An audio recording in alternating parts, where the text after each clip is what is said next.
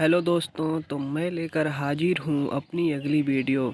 सुबह के 8 बजे हैं और हम लेकर हाजिर हैं साइंस के प्रीवियस ईयर को। तो चलिए हम लोग देखते हैं उन क्वेश्चन को जो प्रीवियस ईयर में पूछे गए हैं, जो RRB, NTPC, RRB group D, RRB ALP के लिए काफ़ी इम्पोर्टेंट हैं। तो अब तक हम लोगों ने 1300 प्रश्नों को देख लिया है। अब हम लोग 1301 नंबर प्रश्न से देखेंगे। इसके पहले यदि आप नहीं देखे हैं वीडियो, तो जाकर पहली वीडियो से देखना ना भूलें, क्योंकि यदि आप पहली वीडियो से देखेंगे तो एक कॉन्सेप्ट क्लियर होता जाएगा और आपको पता चलेगा कि आपको पढ़ना क्या है, किस तरीके से पढ़ना है, कौन क्वेश्चन बनते हैं। और आप देखिएगा बहुत सारे क्वेश्चन 1 साल 2 साल के अंतर पे रिपीट होकर के पूछे जाते हैं। तो निश्चित तौर पे आपके भी एग्ज़ाम में इनसे क्वेश्चन मिलेंगे। यदि मान लीजिए कि 25 क्वेश्चन आते हैं साइंस से, 20 क्वेश्चन आते हैं, 25 क्वेश्चन, तो 25 क्वेश्चन में से यदि आप 15 भी पा लेते हैं तो 15 के लिए आपको एफर्ट नहीं लगाना पड़ेगा, उसके लिए टाइम आपकी बचेगी। तो इसलिए फिर आपको इसको देखना बहुत ज़रूरी हो जाता है। यदि अच्छे से तैयार कर लेंगे तो 15 क्वेश्चन तो आराम से करेंगे। 10 के लिए तो आपको एफर्ट लगाने पड़ेंगे, लेकिन 15 की तो निश्चित तौर पे इसी से मिलेगा। तो चलिए हम लोग देखते हैं। पहला क्वेश्चन है कि 1301 नंबर क्वेश्चन पहला है कि किसी वस्तु को एक 2 डायोप्टर लेंस वाले क्षमता वाले लेंस के मुख्य अक्ष पर 10 सेमी की दूरी पर रखा गया है। तो यहाँ पे अक्षर लिखा है, अक्ष होता है मुख्य अक्ष पर, तो निर्मित प्रतिबिंब होगा। तो आप देख लीजिए, पहला चीज़ की कह रहा है कि 2 डायोप्टर उसकी क्षमता है और मुख्य अक्ष पर 10 सेमी की दूरी पर रखा गया है। तो ये प्रतिबिंब कैसा होगा? तो आभासी होगा और सीधा होगा। ऐसा मैं क्यों कह रहा हूँ आभासी होगा? क्योंकि जो क्षमता होती है, यदि वह प्लस की है, यदि क्षमता प्लस की आ रही है तो वो उत्तल दर्पण होगा। और उत्तल दर्पण जो प्रतिबिंब बनाता है वह कैसा बनाता है? तो आभासी और सीधा बनाता है। तो देखिए, आभासी और सीधा इसी में दिख रहा है, ऑप्शन नंबर सी में। तो यह ऑप्शन हमारा क्या हो जाएगा? सही जवाब हो जाएगा। अगला देखेंगे। अगला क्वेश्चन कह रहा है कि यदि यम भी और यू क्रमशः आवर्धन प्रतिबिंब की दूरी और वस्तु की दूरी को निरूपित करते हैं, तो लेंस के लिए यम भी और यू के मध्य सही संबंध क्या होगा? तो यम और भी और यू में क्या संबंध होता है? तो यह हमारा सही जवाब हो जाएगा। यम मतलब कि आवर्धन क्षमता। देखिए, यम इज इक्वल टू आवर्धन दिया है, तो जो आवर्धन होता है वह आई अपॉन में ओ या भी अपॉन में यू के बराबर होता है। तो भी अपॉन में यू देख लीजिए कहाँ पे दिख रहा है, तो ऑप्शन नंबर सी में दिख रहा है, यही इसका सही जवाब होगा। अगला क्वेश्चन देखते हैं। कह रहा है कि एक उत्तल लेंस की वक्रता त्रिज्या 40 सेंटीमीटर है, तो लेंस की क्षमता होगी। तो लेंस की जो क्षमता होती है, D is equal to dioptre is equal to होता है 1 अपॉन में यफ। तो 1 अपॉन में यफ को हम निकालेंगे, मीटर में होता है, यह भी याद रखना है। तो सेंटीमीटर को मीटर में भी बदलना पड़ेगा आपको, यह भी पॉइंट याद रखना है। यफ जो होता है किस में होता है? तो मीटर में होता है। तो जहाँ भी सेंटीमीटर दिया होगा तो उसे मीटर में बदलेंगे। तो कह रहा है कि वक्रता त्रिज्या इतनी है तो लेंस की क्षमता ज्ञात करिए। तो वक्रता त्रिज्या से आप लोग जानते हैं कि वक्रता त्रिज्या जितनी होती है और उसका आधा क्या होता है? फोकस दूरी होता है। तो फोकस दूरी निकाल लेंगे तो 20 सेंटीमीटर आ जाएगा। 20 सेंटीमीटर को किस में कन्वर्ट करेंगे आप? तो कन्वर्ट करेंगे इसे मीटर में। जब 20 सेंटीमीटर को मीटर में कन्वर्ट करेंगे तो इसमें क्या हो जाएगा हमारा? 100 से भाग देना पड़ जाएगा। और जब 100 से भाग देंगे और तो पी हमारा निकल जाएगा। देखिए, यहाँ एक्सप्लेन भी किया हुआ है। तो हमारा आ जाएगा कितना? तो 5 डायोप्टर आ जाएगा। 5 डायोप्टर प्लस का 5 डायोप्टर, क्योंकि सेंटीमीटर में दिया हुआ है और प्लस दिया हुआ है, तो प्लस दिया हुआ है तो प्लस में ही आएगा। माइनस कोई चीज़ नहीं मिल रहा है माइनस का, तो माइनस क्यों माने? तो प्लस होगा। और उत्तल लेंस देखिए लिखा भी है, तो उत्तल लेंस में हमेशा आवर्धन क्षमता प्लस की होती है। अगले क्वेश्चन पे चलते हैं। कह रहा है कि एक लेंस की फोकस दूरी उसकी क्षमता के बीच सही संबंध क्या है? तो सही संबंध आप जानते हैं, अभी मैंने आपको बताया कि P इज इक्वल टू क्या होता है, या D इज इक्वल टू क्या होता है? 1/F हो जाता है। तो क्षमता का ये है, आवर्धन क्षमता का ये, तो वही D से दिखाते हैं कुछ लोग P से दिखाते हैं। पावर कह रहा है तो 1/F होता है, मीटर में होता है, याद रखेंगे। तो पहला ऑप्शन क्या हो जाएगा हमारा? सही जवाब हो जाएगा इसका। अगला कह रहा है, हाँ एक चीज़ देख लेंगे, एसआई मात्रक लेंस की क्षमता का डायोप्टर होता है, यह भी पूछ देता है कभी कभी, डायोप्टर किसका मात्रक है।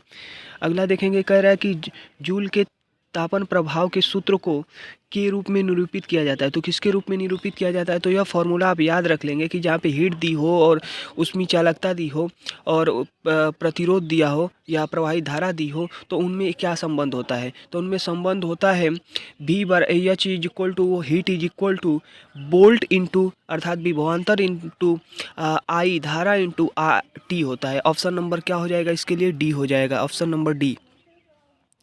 ठीक है, तो उसमें एच इज इक्वल टू क्या होता है? वी आई टी याद रखेंगे, H is equal to V I T. Option number D इसका सही जवाब होगा। अब हम लोग चलते हैं अगले क्वेश्चन पे। अगला क्वेश्चन कह रहा है कि निम्नलिखित में से कौन सा आरेख मुख्य अक्ष के समांतर आपतित किरण के लेंस के माध्यम से अपवर्तन के बाद मार्ग को सही ढंग से निरूपित करता है? तो सही ढंग को कौन सा कह रहा है कि मुख्य अक्ष के समांतर आपतित हो रहा है। तो समांतर आपतित होगा तो मुख्य फोकस से होकर गुजरना चाहिए। देखिए कहाँ पे मुख्य फोकस से गुजर रहा है, तो बस आपको एक ही दिख रहा होगा, कौन सा? Option number B. तो यही बी हो जाएगा। देखिए क्योंकि मुख्य फोकस से जब भी समांतर आती है तो मुख्य फोकस से होकर गुजरेगा, यही ऑप्शन हो जाएगा। ठीक है, देखिए दिया भी है। अगला चलते हैं, कह रहा है कि जब कोई वस्तु उत्तल लेंस के पर हो तो प्रतिबिंब अभिआवर्धित आभासी और सीधा बनता है। तो कब बनता है हो? तो अभी आपने पढ़ा था कि उत्तल लेंस में क्या होता है कि प्रतिबिंब आवर्धित बनता है, बड़ा बनता है। कहाँ पे हो तो बड़ा बनता है? तो F1 पे होगा और O के बीच होगा। F1 और O के बीच यदि होगा तो क्या होगा? अनंत पे प्रतिबिंब अनंत की तरफ बनेगा, अनंत से पहले और वक्रता केंद्र से के मध्य बनेगा। तो क्या हो जाएगा हमारा? यही हो जाएगा, F1 और O के मध्य बनेगा, आभासी सीधा बनेगा और प्रतिबिंब अभिआवर्धित बनेगा। अगले क्वेश्चन को देखते हैं। कह रहा है कि अवतल लेंस के मुख्य फोकस पर मिलती हुई प्रतीत होने वाली प्रकाश किरण अपवर्तन के बाद मिलेगी। तो कहाँ मिलेगी? मुख्य अक्ष के समांतर। ऑप्शन नंबर क्या हो जाएगा? ए हो जाएगा। ऑप्शन नंबर ए हो जाएगा, मुख्य अक्ष के समांतर मिलेगी। जब भी फोकस से आती हुई प्रतीत होगी तो मुख्य अक्ष के समांतर हो जाएगी। Option number A. अगला क्वेश्चन देखते हैं। अगला क्वेश्चन कह रहा है कि वह लेंस जो बीच में पतला और परिधि पर मोटा होता है कहलाता है। तो बीच में पतला हो और परिधि पर मोटा हो तो अवतल लेंस कहते हैं उसे।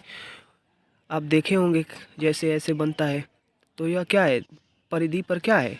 मोटा है और बीच में क्या है? पतला है। तो जहाँ पे मोटा होगा तो अवतल लेंस होगा, और उत्तल के लिए क्या होता है? तो बीच में मोटा होता है, परिधि पे पतला होता है। तो ऑप्शन ए हो जाएगा सही जवाब। कह रहा है उत्तल लेंस की फोकस लंबाई 50 सेंटीमीटर है, तो इसकी शक्ति की गणना करिए हो। तो शक्ति मतलब वही क्षमता की गणना कह रहा है। तो 1/F कर देंगे और सेंटीमीटर में दिया है तो इसे मीटर में कन्वर्ट कर लेंगे। मीटर में कन्वर्ट करेंगे तो 100 ऊपर चला जाएगा और 50 नीचे हो जाएगा, 2 डायोप्टर इसकी क्षमता आ जाएगी। Option number B. देख नीचे लगाया भी देख सकते हैं आप कि आप लोगों को शक्ति निकालना है तो पी इज इक्वल टू होता है P is equal to 1/F।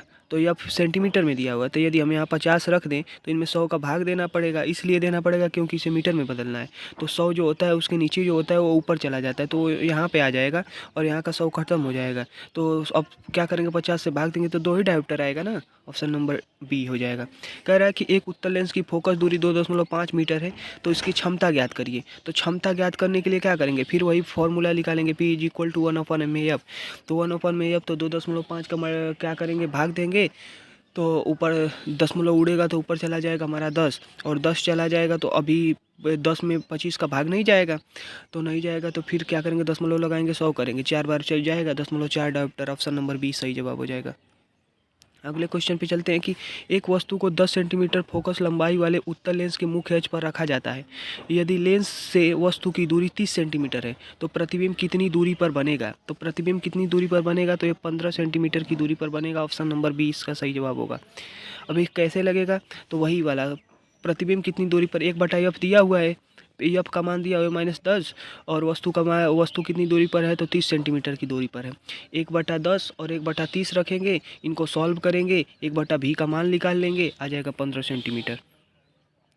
हाँ, और ये देखिए एक चीज़ है कि उत्तल लेंस है तो उसमें याद रखना होता है कि उत्तल लेंस की जो फोकस दूरी होती है वह क्या होती है? धनात्मक होती है, और वस्तु क्या होती है? ऋणात्मक होती है। तो यह सब चीज़ें ध्यान देना पड़ेगा आपको, यदि ध्यान नहीं देंगे तुरंत गलत हो जाएगा। ठीक है, चलिए आगे हम चलते हैं। कह रहा है कि परावर्तित किरण के वास्तविक प्रतिच्छेदन द्वारा निर्मित प्रतिबिंब जो हम स्क्रीन पर देखते हैं होता है। परावर्तित किरण के वास्तविक प्रतिच्छेदन द्वारा निर्मित प्रतिबिंब जो स्क्रीन पर हम देखते हैं उसे क्या कहते हैं? वास्तविक प्रतिच्छेदन द्वारा सच में प्रतिच्छेद करे, तो प्रतिबिंब हो जाएगा हमारा वास्तविक। ऑप्शन नंबर डी होना चाहिए। एक बार हम लोग कंफर्म कर लेते हैं, ऑप्शन नंबर डी सही जवाब है, क्योंकि वास्तविक पूछ रहा है ना। वास्तविक प्रतिच्छेदन द्वारा बनेगा तो कैसा बनेगा, वास्तविक प्रतिबिंब बनेगा, ऑप्शन नंबर डी। अगला कह रहा है कि एक उत्तल लेंस की फोकस दूरी होती है, तो फोकस दूरी कैसी होती है, धनात्मक होती है। अभी तो मैंने आपको बताया था फोकस दूरी क्या होती है, धनात्मक होती है, और वस्तु क्या होती है, वस्तु की दूरी ऋणात्मक होती है। और इसमें आवर्धन क्षमता भी क्या होती है, धनात्मक होती है उत्तल लेंस की।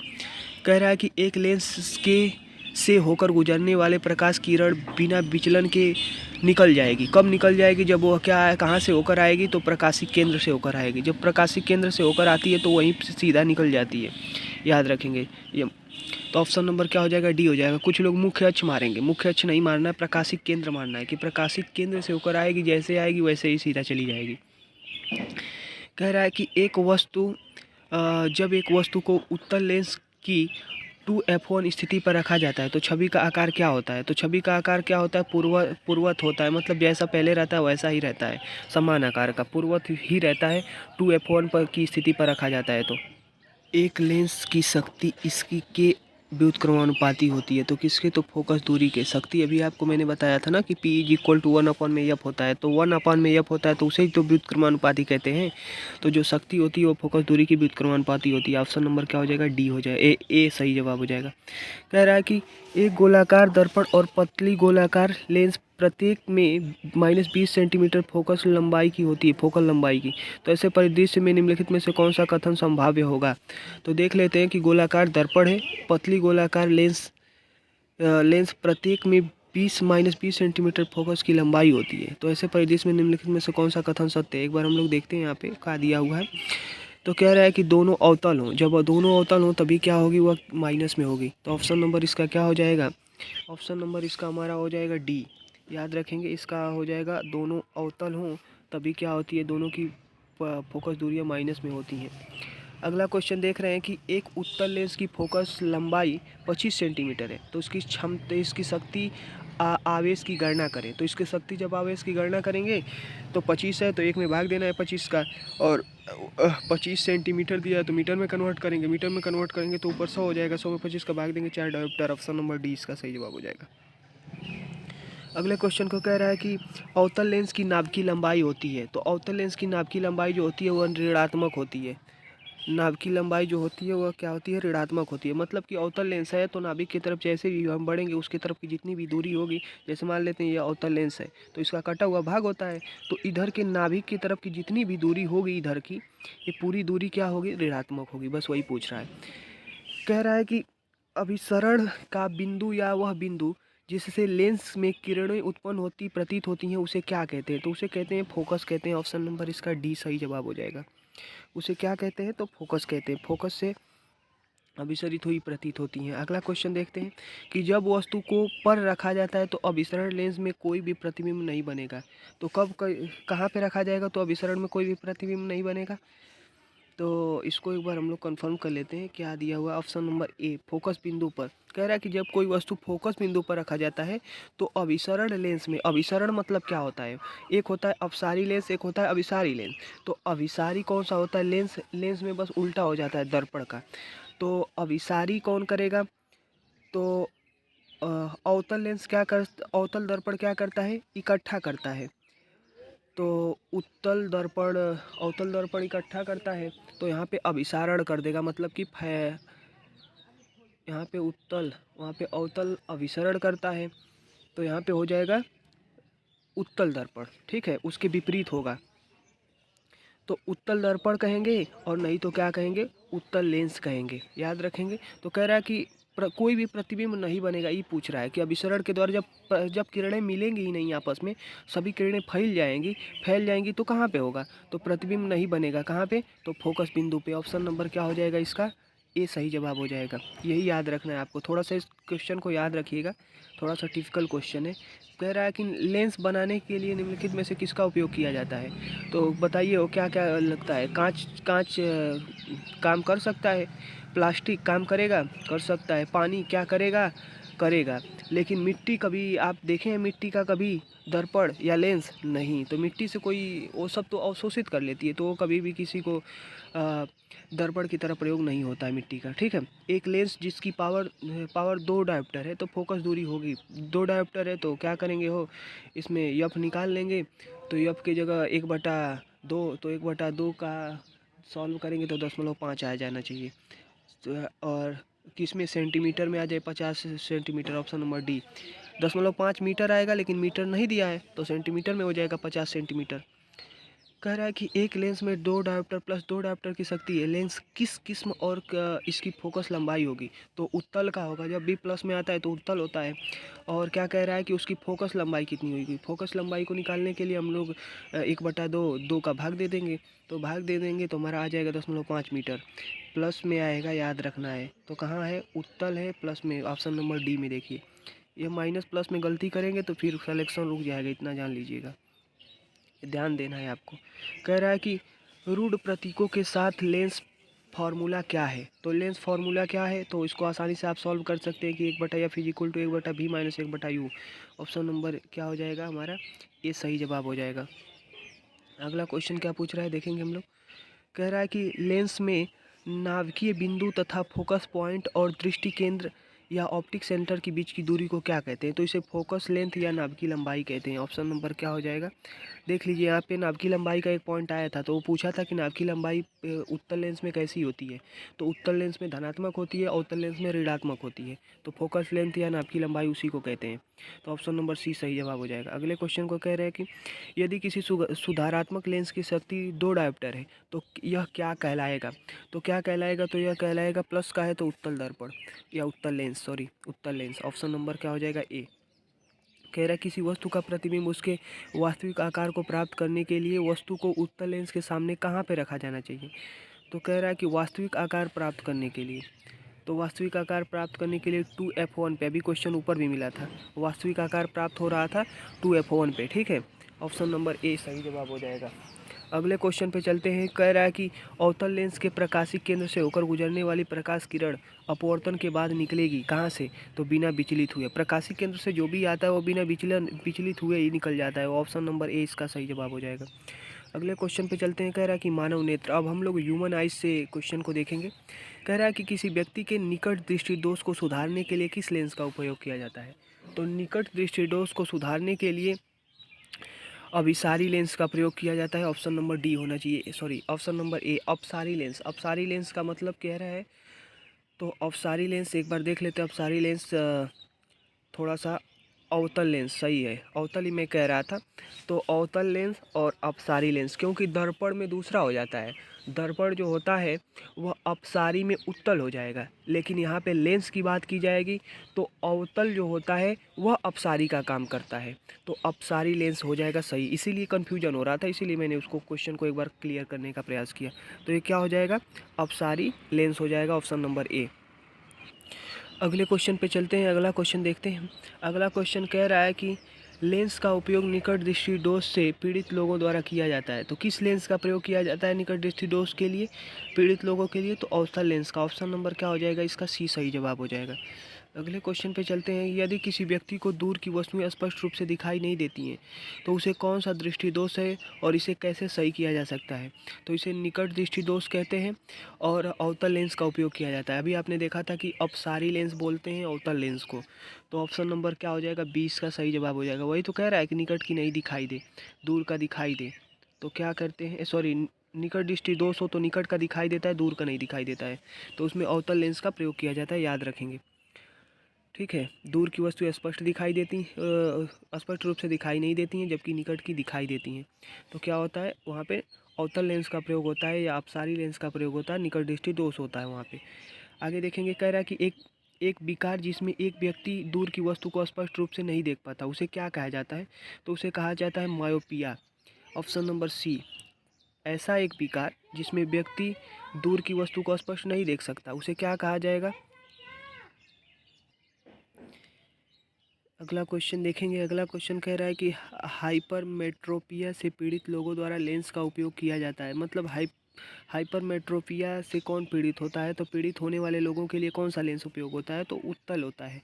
अब हमको आप कमेंट करके बताएंगे। अभी मैंने आपको बताया था कि अवतल लेंस का प्रयोग कब होता है? निकट दृष्टि दोष में। तो उत्तल लेंस का प्रयोग किस में होगा? बताएंगे। और उसी को हम लोग क्या कहेंगे? तो दूरदृष्टि दोष कहेंगे, हाइपरमेट्रोपिया कहेंगे। तो ऑप्शन नंबर क्या हो जाएगा? सी सही जवाब हो जाएगा। एक बार यहाँ पे देख लेंगे आप लोग जल्दी से, इंग्लिश में भी पूछ दिया है, देख लीजिए क्वेश्चन, एक्सप्लेनेशन आप देख लीजिए। हाइपरमेट्रोपिया को दूरदृष्टि दोष कहते हैं और उसमें कौन सा लेंस प्रयोग होता है? तो उत्तल लेंस प्रयोग होता है। उत्तल लेंस का प्रयोग होता है, याद रखेंगे। लेंस कौन सा? उत्तल लेंस। किस में? दूरदृष्टि दोष में। और मायोपिया में निकट दृष्टि दोष होता है, अवतल लेंस का प्रयोग होता है। प्रेस बायोपिया में जरा दृष्टि दोष और द्विफोक्सी लेंस का प्रयोग होता है। और बिंदुकता दृष्टि वैषम्य कहते हैं और उसमें बेलनाकार लेंस का प्रयोग किया जाता है। ऑप्शन नंबर याद रखेंगे, यहाँ पे सी सही जवाब हो जाएगा। अगले क्वेश्चन को चलेंगे। कह रहा है कि निकट दृष्टि दोष भी कहा जाता है। तो निकट दृष्टि दोष जल्दी से आप बताइए, क्या भी कहा जा रहा था निकट दृष्टि दोष को? तो मायोपिया। ऑप्शन नंबर क्या हो जाएगा हमारा? कहाँ दिख रहा है? बी दिख रहा है। हाँ, तो निकट दृष्टि दोष को मायोपिया कहते हैं, अवतल लेंस का प्रयोग किया जाता है। अगले क्वेश्चन को देखते हैं। अगला क्वेश्चन क्या कह रहा है? अगला क्वेश्चन कह रहा है कि मानव आँखों में निकट दृष्टि दोष को क्या कहा जाता है? देखिए क्वेश्चन रिपीट हो रहा है। देखिए वहाँ पे पूछा था, फिर यहाँ पे आरआरबी एनटीपीसी में भी पूछ लिया 2021 में। तो क्या सही जवाब हो जाएगा? बताइए जल्दी से। निकट दृष्टि दोष के लिए मायोपिया। ऐसे आपको कॉन्फिडेंस आएगा, जब 10 बार प्रैक्टिस करके जाएंगे तो क्वेश्चन बचेगा नहीं। कह रहा दूरदृष्टि दोष हाइपरमेट्रोपिया को निम्नलिखित में से किसका उपयोग करके ठीक किया जा सकता है? तो दूरदृष्टि दोष को कैसे ठीक किया जा सकता है? तो उत्तल लेंस का प्रयोग करके। ऑप्शन नंबर क्या हो जाएगा? अब हमको कमेंट करके आप बताएंगे। ऑप्शन नंबर ए उत्तल लेंस हो जाएगा। अब हमको कमेंट करके बताएंगे कि इसमें अपसारी लेंस का प्रयोग होता है कि अभिसारी लेंस का प्रयोग होता है। चलिए अगले क्वेश्चन पे चलते हैं। कह रहा है कि दो फोकस दूरियों वाले लेंस का उपयोग से पीड़ित व्यक्ति द्वारा किया जाता है। किससे? तो मायोपिया और हाइपरमेट्रोपिया से। किससे किया जाता है उपयोग? तो मायोपिया और हाइपरमेट्रोपिया, मतलब दोनों दृष्टियों, अर्थात दूसरी भाषा में कह सकते हैं तो जरा दृष्टि दोष आ जाए तो दो फोकसी दूरी वाले लेंस का प्रयोग किया जाता है, मायोपिया भी और हाइपरमेट्रोपिया भी। ऑप्शन नंबर ए सही जवाब हो जाएगा। अगले क्वेश्चन को देखते हैं कि मानव आँख में मौजूद अंडाकार स्थान सर्वोत्तम दृष्टि क्षेत्र होता है, तो उसे क्या कहते हैं? तो पीला कहते हैं। ऑप्शन नंबर ए, मानव आँख में मौजूद पीला अंडाकार स्थान सर्वोत्तम दृष्टि क्षेत्र होता है। वही क्या होता है? सर्वोत्तम दृष्टि क्षेत्र, पीला वाला भाग। ऑप्शन नंबर ए सही जवाब होगा। अगला क्वेश्चन कह रहा है कि आँख की फोकस दूरी को समायोजित कर निकट और दूर दृष्टि वस्तुओं को ध्यान केंद्रित करने की क्षमता को आँख की सामंजन क्षमता कहते हैं। ऑप्शन नंबर क्या हो जाएगा? सी सही जवाब हो जाएगा। आँख की सामंजन क्षमता कहते हैं। कह रहा है कि दूर दृष्टि दोष से पीड़ित व्यक्ति के नेत्र में किसी वस्तु का प्रतिबिंब कहाँ बनता है? तो दूर दृष्टि दोष से पीड़ित होगा। अब आप बताएंगे जल्दी से कि यह क्या होगा? अपसारी लेंस का प्रयोग होगा कि अभिसारी का होगा? और इसमें कौन सा लेंस प्रयोग होता है? उत्तल की अवतल? तो दूर दृष्टि दोष में आप जानते हैं, अभी पढ़ के आए हैं कि उत्तल लेंस का प्रयोग होता है। तो कह रहा है कि कहाँ पे बनेगा? तो ऑप्शन इसका सही जवाब हो जाएगा रेटिना के पीछे। किसमें? तो दूर दृष्टि दोष में कहाँ पे प्रतिबिंब बनता है? रेटिना के पीछे बनता है, याद रखना है। दूर दृष्टि दोष में रेटिना के पीछे बनता है। कह रहा है कि और देख लेंगे कारण, लेंस की गोलाई का कम हो जाता है, इसीलिए रेटिना आगे आ जाती है तो प्रतिबिंब पीछे बनने लगता है। फिर कह रहा है कि लेंस नेत्र लेंस की फोकस दूरी बढ़ जाती है, जिस फोकस दूरी बढ़ जाने के कारण क्या हो जाती है? तो रेटिना पीछे बनने लगता है। लेंस की क्षमता का घट जाना, नेत्र लेंस की क्षमता का घट जाना भी क्या करता है? तो रेटिना को आगे कर देता है और प्रतिबिंब पीछे बनने लगता है। अगला क्वेश्चन देखते हैं। कह रहा है कि प्रकाश आँख में प्रवेश करता है, तो कहाँ से प्रवेश करता है? तो ऑप्शन नंबर इसका बी हो जाएगा, कार्निया से। कहाँ से? कार्निया से क्या करता है? प्रवेश करता है। अब अगले क्वेश्चन को अब हम लोग देखेंगे, ऑप्टिकल इंस्ट्रूमेंट से रिलेटेड क्वेश्चन। कह रहा है कि रोशनी के लिए साधारण बल्ब की जगह एलईडी और सीएफएल इसकी वजह से ले रहे हैं। किसकी वजह से ले रहे हैं? तो ऊर्जा दक्षता की वजह से, ऊर्जा दक्षता इनमें है, मतलब ऊर्जा की बचत करते हैं, इसीलिए रोशनी में साधारण बल्ब की जगह एलईडी और सीएफएल का प्रयोग हो रहा है। ऑप्शन नंबर क्या हो जाएगा? ए हो जाएगा।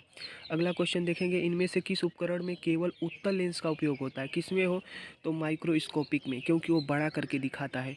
तो ऑप्शन नंबर सी हो जाएगा। माइक्रोस्कोप में क्या करते हैं हम? उत्तल लेंस का उपयोग करते हैं।